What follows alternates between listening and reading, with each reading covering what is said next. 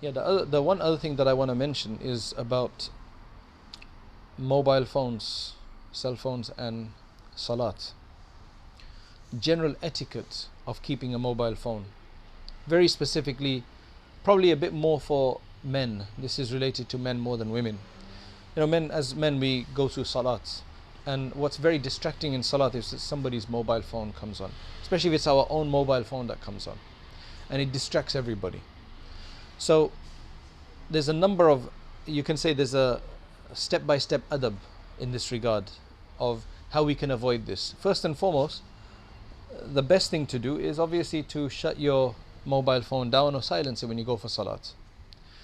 Now, I know that as human beings, we're human, insan, and thus we forget. So sometimes you're in a rush, you don't remember. Which is a good sign in a sense that you're not so focused on your phone. People who are very focused on their phone, they'll be very particular about it, right? So, I mean, that's a separate thing altogether.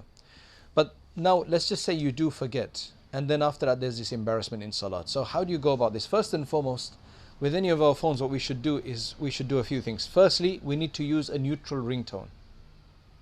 That means no music whatsoever, because music is extremely intrusive when it does come on. It's very distracting, and many people feel extremely uncomfortable with music, especially if it comes on in salat because of the hurma and the unlawfulness of it, right?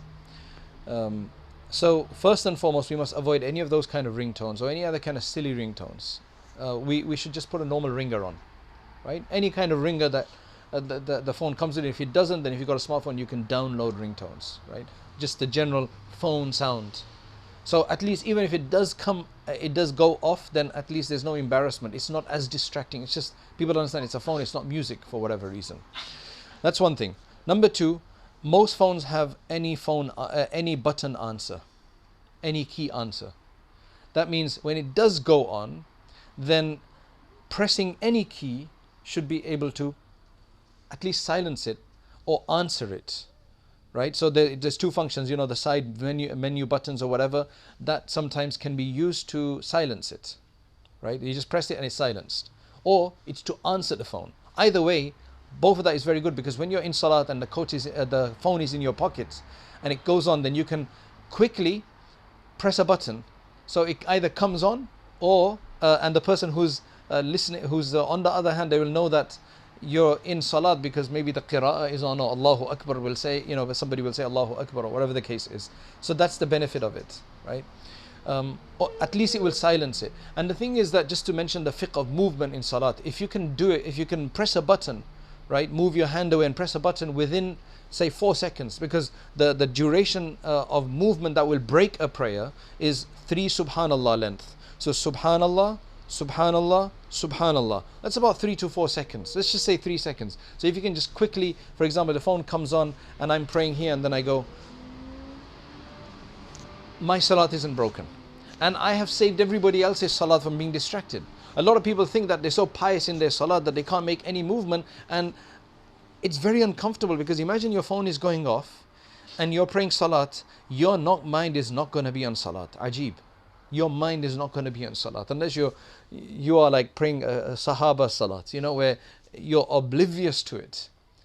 Everybody else, this happens in Medina, when it happens in the Rawda, people's music goes on. They have all sorts of music. Sometimes you can tell which country they're from because of the music that they've got on, right? It's just really a massive problem. So keep your neutral ringtones, any key answer, and yes, you can move it. And if it is music and your phone does go on, I would personally suggest that you break your salat just so you don't distract everybody else.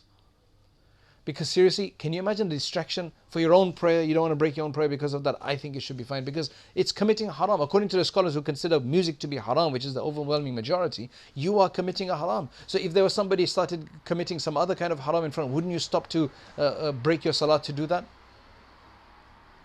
People, if they focus on these steps, inshallah, that will the most neutral thing to do is keep it a neutral sound, and any key answer. And inshallah that should help.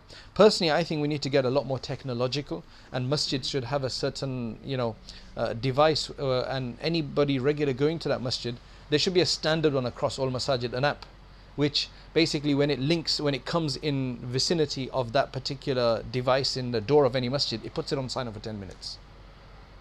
So you don't need a jamming device, but it just puts your phone on silence while you're there, right? That's something that somebody can think of and then roll it out to all of the masajid, right? Allah subhanahu wa ta'ala help us.